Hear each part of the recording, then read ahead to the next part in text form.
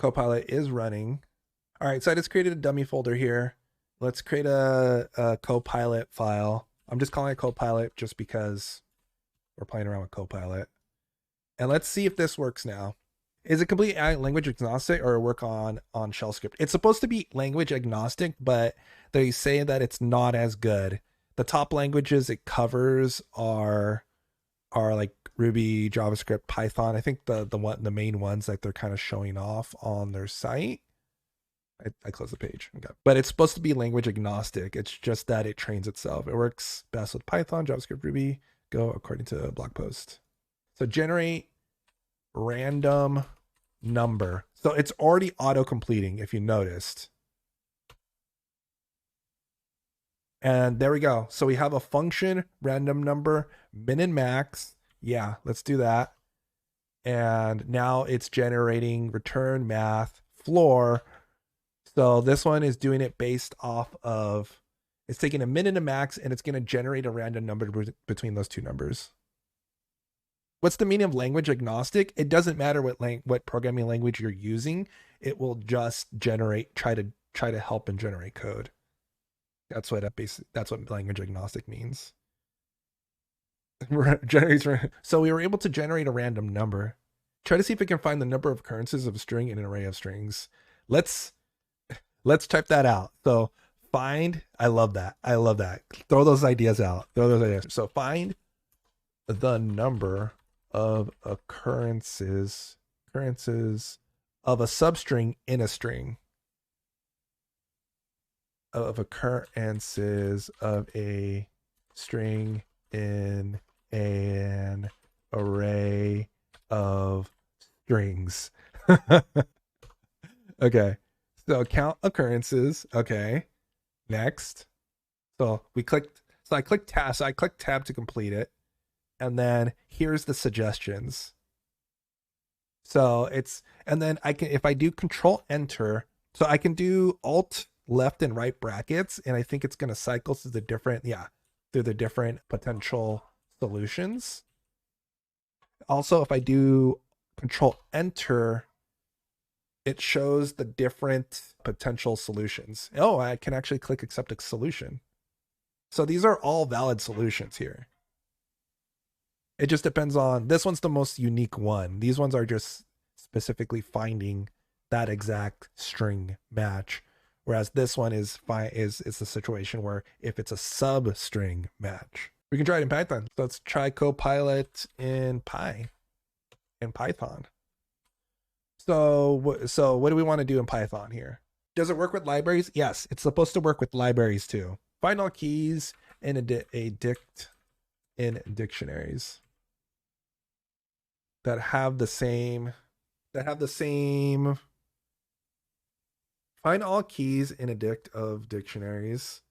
So it's trying to see if it wants you to have the same value as the key. Let's say that are looking for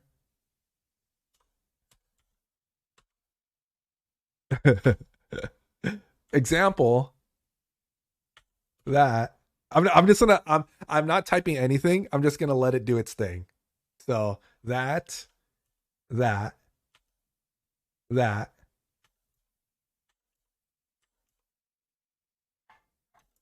I'm just gonna let it keep on doing its thing.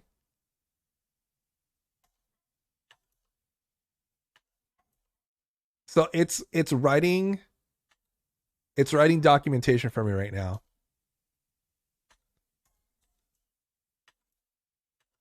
It's doing, I think it just did the same thing again.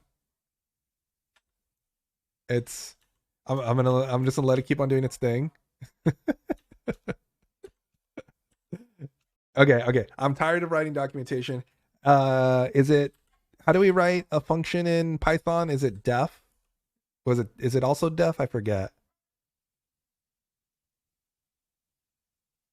It did the documentation again.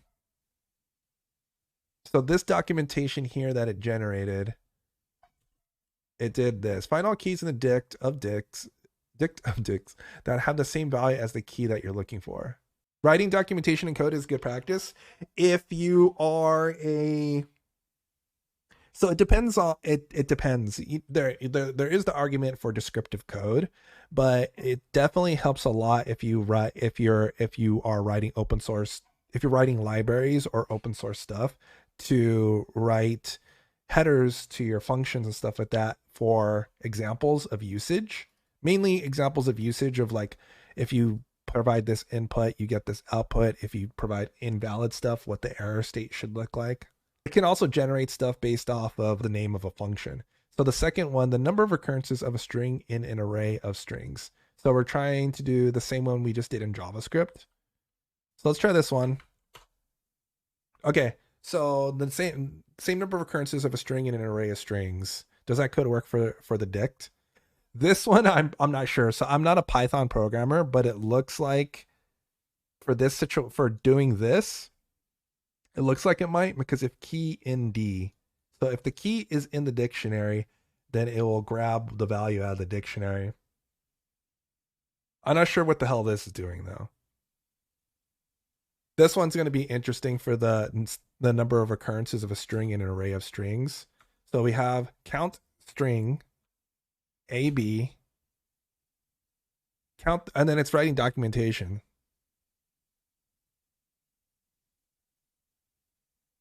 So now it's writing documentation. Count the number of occurrences of a string A in array B. Ooh, that's interesting. And then it's writing examples for us.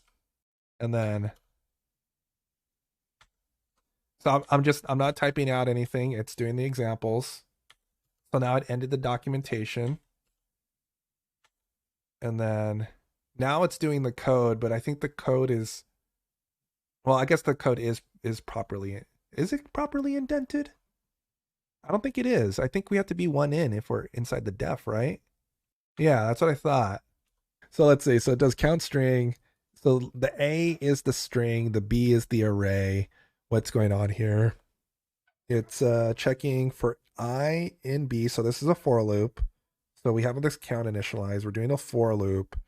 And then we check if the I value, the I, whatever it is equal to A. And if it is, then we increment. And then after doing all that, we count. So it looks like it's correct. So that's really interesting. You want to see it use a library? Let's see if it's going to work in my other Codespaces project, because I have a purely dedicated React-based Codespaces project up and running.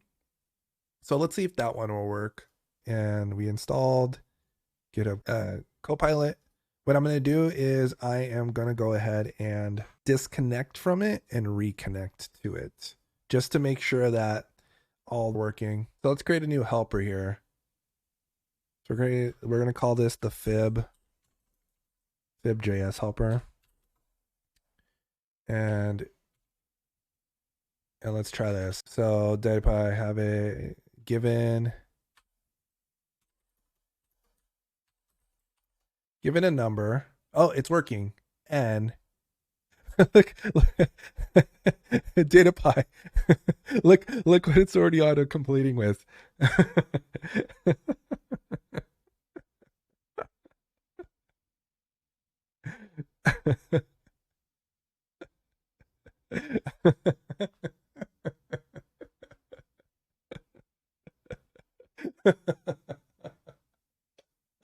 Oh god. let's complete it. So given the number n, it returns the nth Fibonacci number. Okay, let's click enter. And then now it's writing documentation usage of fib n. Let's see, is it gonna try to do any more? No, I don't know what it's doing right now. I'm just letting it do its thing. Okay, it's just going on forever. So we're not gonna do that. Get, so let's do a function. So let's do const get, oh wait, const fib. Okay, enter that, export default fib. Okay, so let's try this.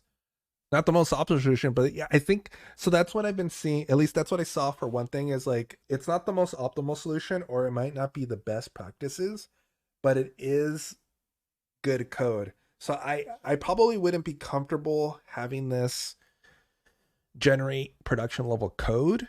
having this generate maybe tests. I think where this is going to be awesome is for it to generate tests for stuff. I think that's where it could probably be really cool is for it to generate tests. Okay, can we actually create a test for this? Let's try that. Import fib from fib. I mean, that's simple autocomplete here. Describe fib. Okay. And I'm trying to see if it's going to do anything. It just generated a bunch of test expectations for us. It just made the tests. It just made the tests for fib. Look. That's really cool. It just generated a bunch of tests for this thing. I think it's going to be really cool for test stuff. All right. We're going to import a library called Ramda.js, and we're going to create a function here. So Ramda.js is a functional library for JavaScript. And what we'll do is it's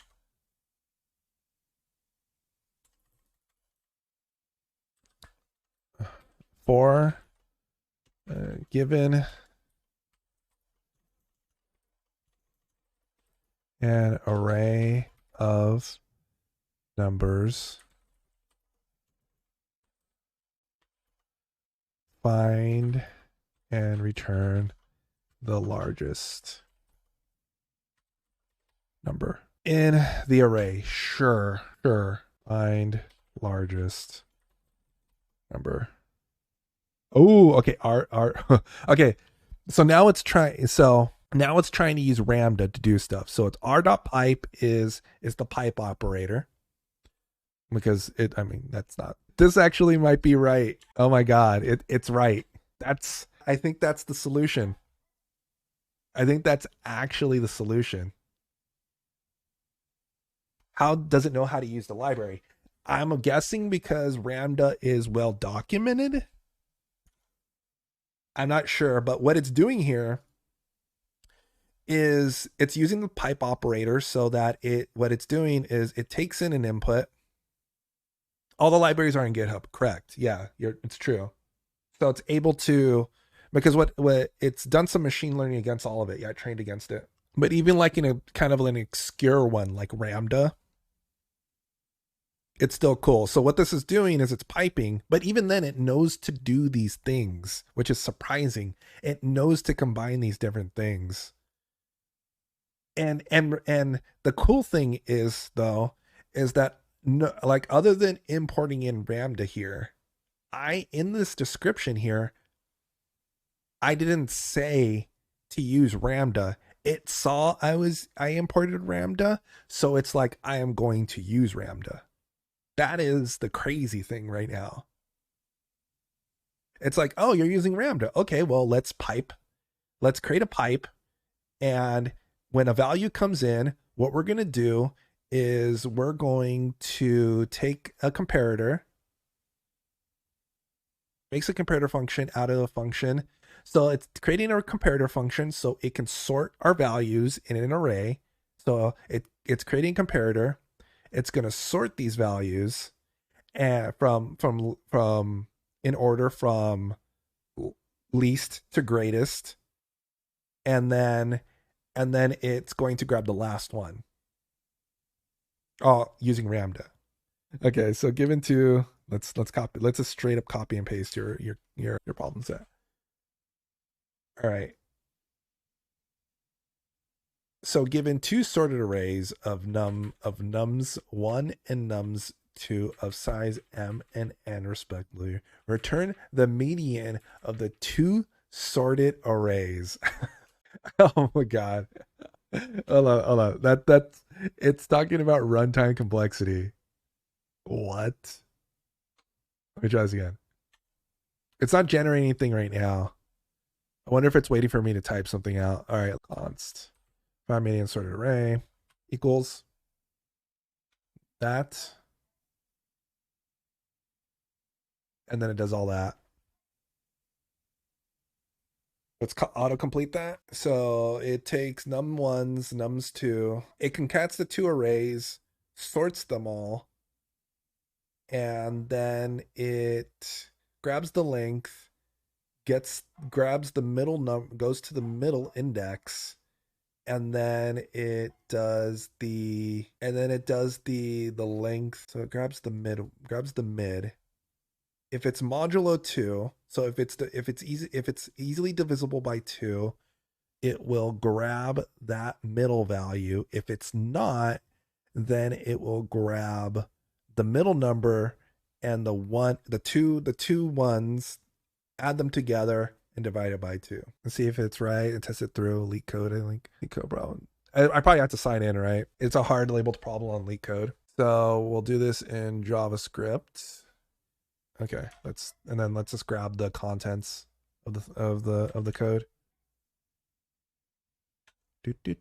Thank you. Okay. So we do that and that.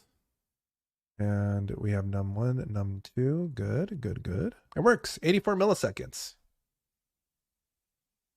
Output that. And then let's submit. Hey, runtime 120 minutes faster than 92% of the JavaScript online submissions. I'm a lead coder now, baby.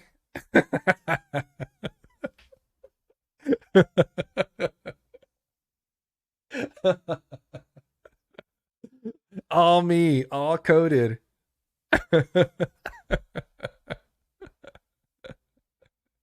Yo, what up? Take that, the rest of the JavaScript programmers. I'm better than 92% of you. I am a lead coder now. Thank you very much.